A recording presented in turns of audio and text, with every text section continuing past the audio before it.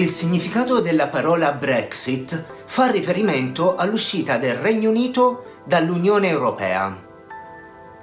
Diversi sono stati e continuano ad essere gli scenari possibili che tengono l'intero Regno Unito con il fiato sospeso. Nuove elezioni, un secondo referendum, una Brexit rimandata o addirittura cancellata. Cosa accadrà ora che il Parlamento britannico ha votato contro l'accordo trovato dai negoziatori britannici ed europei? Il significato della Brexit non è solo tecnico. L'uscita del Regno Unito dall'Unione Europea ha un impatto non solo sugli inglesi, ma per tutta l'economia mondiale. Il segnale lanciato dal popolo inglese mette ben in discussione il progetto Europa e dà nuova linfa vitale a tutti i partiti euroscettici e populisti. Con il referendum del 23 giugno del 2016 il Regno Unito ha dimostrato di voler lasciare l'Unione Europea. Questi hanno così deciso che i benefici derivati dall'appartenenza all'Unione Europea non superano più i costi della libera circolazione dei cittadini europei e del fenomeno dell'immigrazione. Ora, per capire come siamo arrivati alla situazione di oggi, vediamo un po' che cosa è successo. Con Cameron fuori dal gioco, la palla è passata in mano a Theresa May, la quale ha istituito un dipartimento all'interno del suo governo guidato dal deputato conservatore e a favore del Leave, cioè per l'uscita dall'Unione Europea, David Davis, con la responsabilità di negoziare un accordo sulla Brexit con l'Unione Europea. L'ex ministro alla difesa Liam Fox, anche lui voce della campagna per lasciare l'Unione Europea, è stato nominato segretario al commercio internazionale e Boris Johnson, uno dei leader della campagna ufficiale del Leave, nominato ministro degli esteri. Questi, soprannominati i tre Brexiteers, avranno un ruolo fondamentale nei negoziati con l'Unione Europea per definire dei nuovi accordi internazionali con loro. Quanto tempo ci vuole per lasciare l'Unione Europea? Una volta che l'articolo 50 è stato attivato, il Regno Unito ha avuto 2 anni per negoziare il suo ritiro. Ma a quel punto nessuno sa veramente o sapeva veramente come funzionava il processo Brexit. L'articolo 50 è stato creato solo alla fine del 2009 e non è mai stato utilizzato da nessun altro paese. L'ex ministro degli esteri Philip Hammond, ora cancelliere che voleva che la Gran Bretagna restasse nell'Unione Europea, ha suggerito che potrebbero volerci fino a 6 anni affinché il Regno Unito possa completare i negoziati di uscita. I termini dell'uscita della Gran Bretagna devono essere concordati da 27 parlamenti nazionali europei, un processo che potrebbe richiedere molto tempo. Fino a quando non cesserà di essere un paese membro dell'Unione Europea, il Regno Unito continuerà a rispettare i trattati e le leggi comunitarie, ma non prenderà più parte a qualsiasi processo decisionale. Ritrattare 43 anni di trattati e accordi che riguardano migliaia di cose diverse non è e mai sarà un compito semplice. Il tutto è ulteriormente complicato dal fatto che non è mai stato fatto prima e i negoziatori, in un certo modo, dovranno capire cosa fare solo facendo. L'accordo commerciale post-Brexit è la parte più complessa di tutta la trattativa, perché ha bisogno dell'approvazione unanime di più di 30 parlamenti nazionali e regionali di tutta Europa, alcuni dei quali potrebbero voler indire un referendum per prendere la decisione. E come se non fosse già complesso abbastanza, con il discorso Brexit di Theresa May nel gennaio del 2017 c'è stato fatto sapere che il Regno Unito non ha intenzione di rimanere nel mercato unico, perché se no il Regno Unito dovrebbe continuare a stare sotto la giurisdizione della Corte di Giustizia europea e a consentire il libero movimento di persone.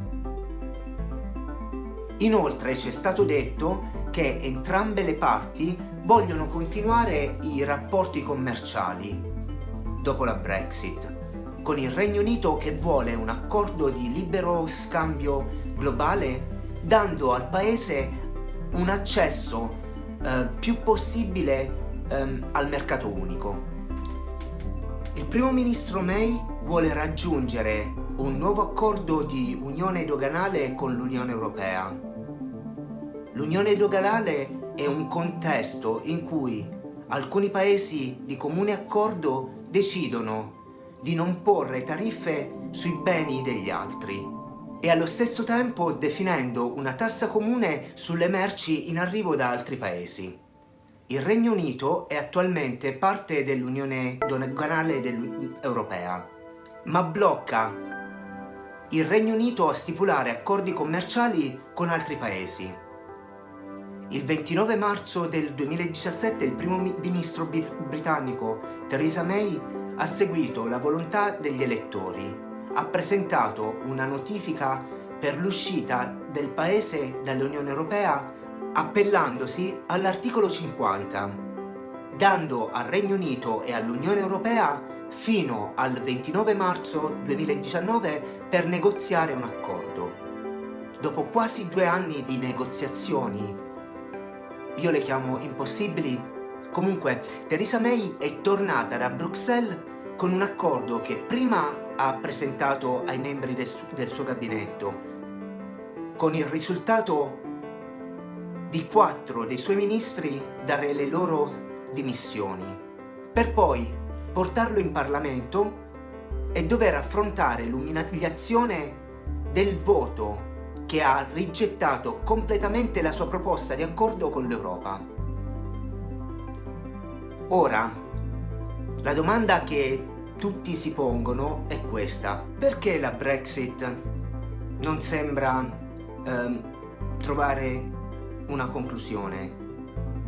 Il Parlamento, con un clamoroso voto di sfiducia al primo ministro May, ha eliminato dalle possibilità l'uscita dall'Unione Europea senza un accordo. Il dilemma che stiamo assistendo per quanto riguarda l'accordo è tra la possibilità di rinegoziare un accordo con l'Unione Europea e il non Brexit.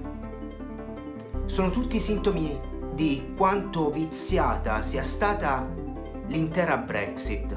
La Brexit in un certo senso si sta facendo, ma tutto va molto a rilento.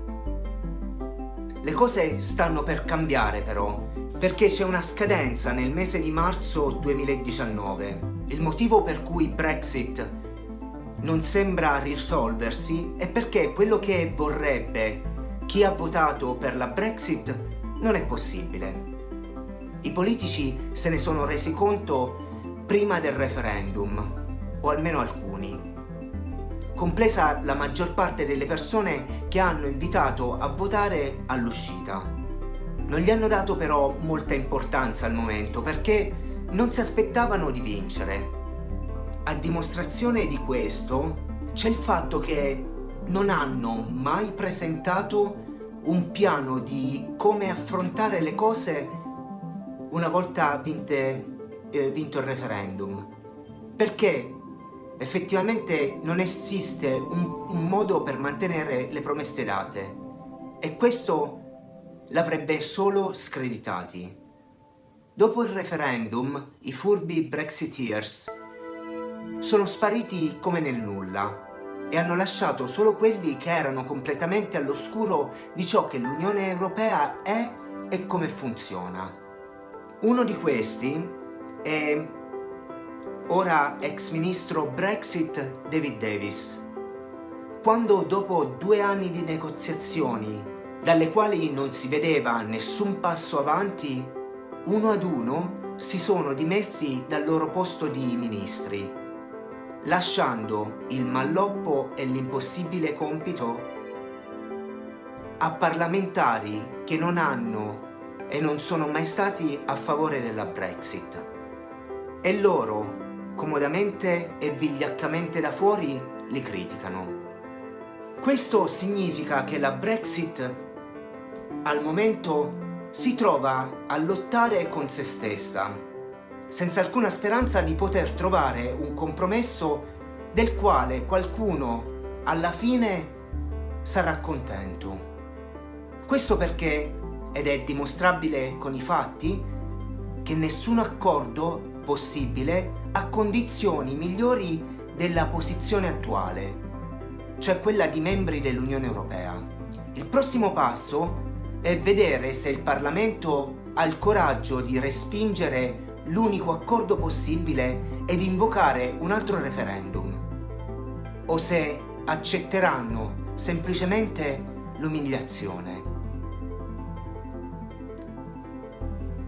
Questo è proprio un bel casotto e non ci resta solo che sperare che le cose si risolvano per il meglio. Grazie a tutti e alla prossima!